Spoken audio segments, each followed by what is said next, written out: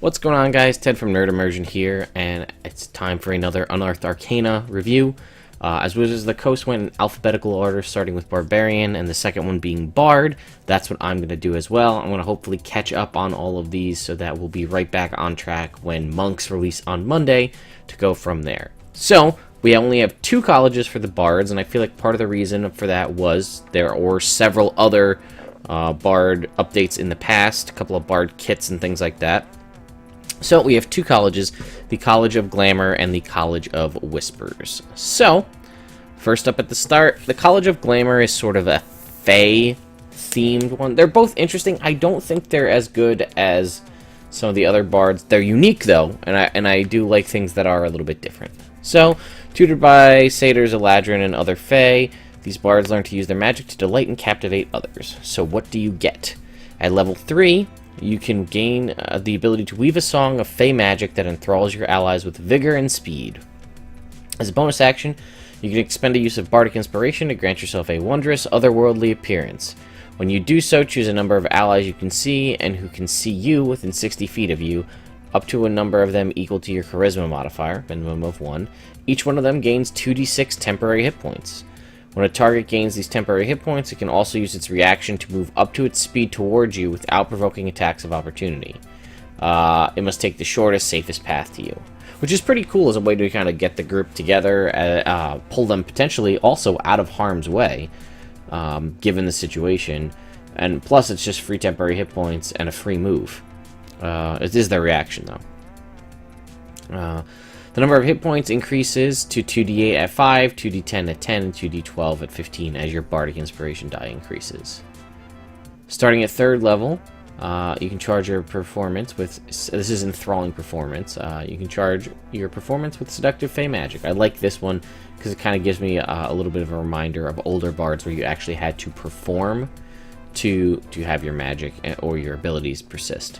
So, if you perform for at least 10 minutes, you can attempt to inspire wonder in your audience by singing, reciting a poem, or dancing. At the end of the performance, choose a number of humanoids within 60 feet of you who watched and listened to all of it, up to a number of them equal to your Charisma modifier.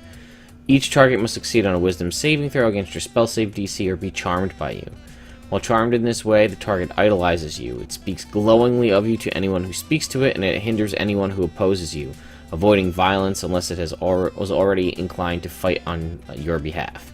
This effect ends on a target after 1 hour if it takes any damage, if you attack it, or if it witnesses you attacking or damaging any of its allies. If a target succeeds on its save against this effect, the target has no hint that you tried to charm it. Target succeeds.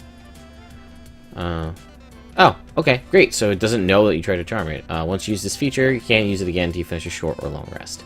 At 6, you get Mantle of Majesty. As a bonus action, you can take on an appearance of unearthly beauty for a minute. During this time, you can cast Command as a bonus action on each of your turns without using a spell slot. The effect lasts for 1 minute, and any creature charmed by you automatically fails its saving throw against this spell. Once you use this feature, you can't use it again until you finish a long rest. So, as a bonus action, you can command for 10 rounds, once per long rest. And you using it, and it doesn't burn one of your slots. And if they're charmed by you, which works with enthralling performance, so let's say you give a grandiose performance, you recite poetry, you dance, you sing, whatever, you captivate all of these people after they hear your 10-minute performance, and then you just go automatically into a Mantle of Majesty and say, you do this, you do this, you do this, you do this, and they automatically fail the save. And then finally, your level 14 ability, Unbreakable Majesty. At 14th level, you gain the otherworldly aspect to your appearance that makes you look more fierce and lovely. In addition, through this feature, you can cast Sanctuary on yourself. If a creature fails its saving throw against the spell, you also gain... wait a minute. Oh, it fails its saving throw to hit you with Sanctuary. You also gain advantage on all Charisma checks against the creature for 1 minute, and it has disadvantage on any saving throw it makes against your spells on your next turn. Once you cast Sanctuary using this feature, you can't do so again until you finish a short or long rest. I like it. I feel like You know, I kind of feel like 14th level bard abilities aren't necessarily the best because they get so many other awesome abilities just in magical secrets alone, which is kind of what always makes it difficult to go against a lore bard, because cutting words as a constant reaction use and the extra magical secrets goes a long way. I mean, you can inspire yourself at higher levels, but that ability is fairly interesting. I still don't know if it's that great, though. 14th level ability, Sanctuary. It doesn't say that it uses one of your spell slots, so I'm assuming it doesn't. You can cast Sanctuary on yourself. And if the creature fails its saving throw, you gain advantage on charisma checks against the creature for a minute. It's disadvantage on any saving throw it makes against your spells. Yeah, short or long rest. The way this is worded here, though, makes me feel like it should do something else. In addition, but I think it's just saying you look more fierce and lovely is like the base of feature, and then the mechanics are after it. And then lastly, we have the College of Whispers, so we'll move on to that. They appear to be like any other bards, sharing news, singing songs, and telling tales to audiences they gather. In truth, the College of Whispers teaches its student that they are wolves among sheep. These bards use their knowledge and magic to uncover secrets and turn them against others through extortion and threats. So, first up, Venomous Blades. When you join the College of Whispers at the 3rd level, you gain the ability to magically make your weapon attacks toxic for a moment. When you hit a creature with a weapon attack, you can expend one use of your Bardic Inspiration to deal an additional 2d6 poison damage to the target. You can only do so once per round on your turn. As you level up, it increases with your Bardic Inspiration die to 2d8 at 5th level, 2d10 at 10th level, and 2d12 at 15th level. At low levels, that's going to be powerful. Higher levels, a lot more things have just flat-out immunity to poison, so that won't, depending on what you're fighting, of course. At 3rd level, you learn to infuse innocent-seeming words with insidious magic. If you speak to a humanoid alone for at least 10 minutes, you can attempt to seed paranoia and fear into its mind. At the end of the conversation, the target must succeed on a wisdom saving throw against your spell save DC or be frightened for the next hour until it is attacked or damaged, or until it witnesses its allies being attacked or damaged. I like that they started to add this as caveats to those spells, whether they're attacked or damaged, or they see their allies. I feel like that makes sense. While frightened in this way, the target is paranoid and tries to avoid the company of others, including its allies. The target seeks out what it considers to be the safest, most secret place available to it, and it hides there. If the target succeeds on its save, the target has no hint that you tried to frighten it. This is usable once per short or long rest. At 6, you have the Mantle of Whispers. When you slay a creature with an attack or spell, or a creature dies within 5 feet of you, you can magically capture its shadow using your reaction. You can capture only the shadow of a creature that is your creature type, such as humanoid, and your size. You can capture a small or medium shadow if you're small. And you can, if you're small, it's probably supposed to be if you're medium. Same size. So, and you can have only one shadow captured at a time. After you capture a creature's shadow, you can use your magic to weave it into a disguise that allows you to take on its appearance and gain access to its surface memories. As an action, you take on the creature's appearance for 1 hour until you end this effect as a bonus action. During that hour, you gain access to all the information the creature would freely share with a casual acquaintance. Information includes general details of its background and personal life, but does not include secrets. The information is enough that you can pass yourself off as that creature by drawing on its memories. Another creature can see through this disguise by making an insight check opposed by your charisma deception check, though you do get a +5 bonus to that. The disguise and the knowledge it grants you disappears when the ability ends in an hour. It doesn't look like, it looks like, yeah, anytime. I don't think that has a limit on it. So this is any time you slay a creature, you use your reaction to capture its shadow, and yeah, that's unlimited. You can just do that as much as you want. And then finally, the 14th level ability, Shadow Lore. You gain the ability to weave dark magic into words and tap into a creature's deepest fears, rather. As an action, you magically whisper a phrase that only one creature of your choice within 30 feet of you can hear. The target must make a wisdom saving throw against your spell save DC. It automatically succeeds if it doesn't share a language with you or if it can't hear you. On a successful save, your whisper sounds like unintelligible mumbling and has no effect. If the target fails its saving throw, it is charmed by you for the next 8 hours, or until you or your allies attack or damage it. Now, this one doesn't say if you attack or damage its allies, so I wonder if that's supposed to be implied at this point, or it's just specific wording. It interprets the whispers as a description of its most mortifying secret. While you gain no knowledge of the secret, the target is convinced you know it. While charmed in this way, the creature obeys your command for fear that you will reveal its secret. It won't risk its life for you or fight for you unless it was already inclined to do so. It grants you favors and gifts if you would offer. It grants you favors and gifts it would offer to a close friend. When the effect ends, the creature has no understanding of why it held you in such fear, and this is usable once per long rest. I feel like I like. Well, first of all, let me know what you guys think of these two bard colleges in the description below. I don't know how I feel about them. I kind of like the ability to either do damage with Bardic Inspiration or do the temporary hit points. Note that it doesn't say those temporary hit points go away.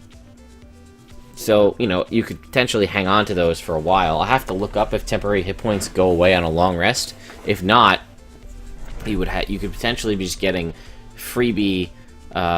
I mean, why wouldn't you do that at the start of the day, especially once you hit level 5 and your inspirations come back on a short rest?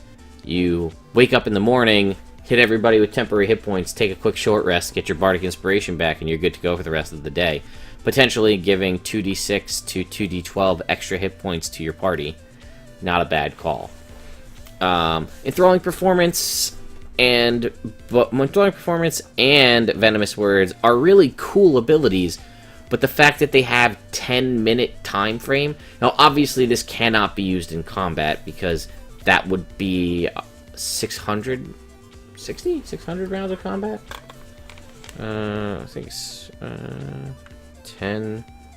Yeah, it would be a lot. A lot of rounds of combat. So, either way, it's never going to happen.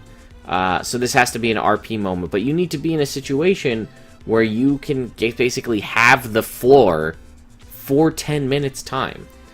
I can think of a couple situations where obviously this could be useful if you're a bard, perhaps you're going to perform at a place anyway and you're going to do a show. Well, then you can go ahead and charm people with enthralling performance. Venomous Words, that is you have to speak to somebody alone for 10 minutes. That is I feel like it's a unique situation to come across in D&D, especially when people tend to have the party together and they don't want to send somebody off on their own to have a conversation. I also think Enthralling Performance works out better because the Mantle of Majesty that lets you command people as a bonus action and they automatically fail if they're charmed by you synergizes very well with Enthralling Performance. Unbreakable Majesty, I mean, Free Sanctuary is good. It's not a bad thing to have. And, you know, the bonus. I mean, Sanctuary is not a bad spell in and of itself, and kind of the bonus flavor is only really gravy there. But, I don't know, it could be better. But I think, like I said, I think 14th level Bard abilities are sort of outshined by the upcoming Cunning Words that they're going to. Or, not Cunning Words. Magical Secrets that they're going to get. And just Bard spells in general. And depending on what choices you took, kind of could make, you know, Unbreakable Majesty not really something you're super excited about. Venomous Blades, I think it should be.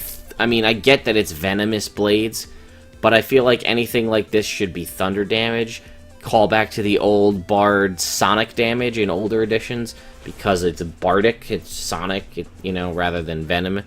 I get that this is sort of the secrety, roguey-ish type Bard, although I feel like the College of Swords or College of Satire Bard, one of those two is a better rogue Bard than this one. Like I said, Poison is one of the most highly resisted damage types in the game, and the one with most, where creatures have the most immunity to it. So, I don't know if that's that great. Venomous Words, like I said, it's good, but it's a frightened, and it's one person for 10 minutes. Mantle of Whispers, it's a pretty great disguise kit, which is awesome because you don't have to try to knock somebody out and then learn their speech patterns through sort of mimicry type situations that certain class features have. You can just flat out kill them, steal their shadow, turn into them, You know, so it's not like a disguise that will smudge. Like, you look like them. Your deception's got a +5 for people trying to see through it, and if you're a bard with expertise in deception and a +5 on that, you're going to be golden. It's going to be pretty difficult for somebody to be able to see through your disguise, and you can pull from their surface thoughts, so basically you have enough information that would be beneficial to you to pass yourself off as that person. So it's not like you just put on a disguise and somebody's like, hey, where did you put that that fork that you just had about a half an hour ago? And you can be like, oh, never mind, I know the fork is over there in that drawer. And then the Shadow Lore ability, I don't know. Again, it's another charm feature, which is cool, but they were kind of focusing on the fright up ahead, you know, earlier. I like that it's like a long-range charm where you can kind of just, like, whisper to somebody, and then they're like, oh, what? And then they could be charmed by you for 8 hours, and this is non-concentration. But yeah, let me know what you guys think. I do think the bards, so far, from what we've seen, got the poorest showing. You saw what I said on Barbarians. I was a big fan of that. Coming up tomorrow will be Clerics. I'm a big fan of the Clerics. And then as well as the Druids and the Fighters that have come out so far. I think those are all strong showings in new classes. I feel like Bards sort of got the short end of the stick. But then again, College of Lore Bard makes it so you really don't even want to play anything else. Anyway, guys, let me know what you think in the comments below. Would you ever play these? Are these something that makes you want to play a Bard when you didn't want to play before? I'm curious. Let me know. So, hope you have a great rest of your week, guys, and I'll see you next time.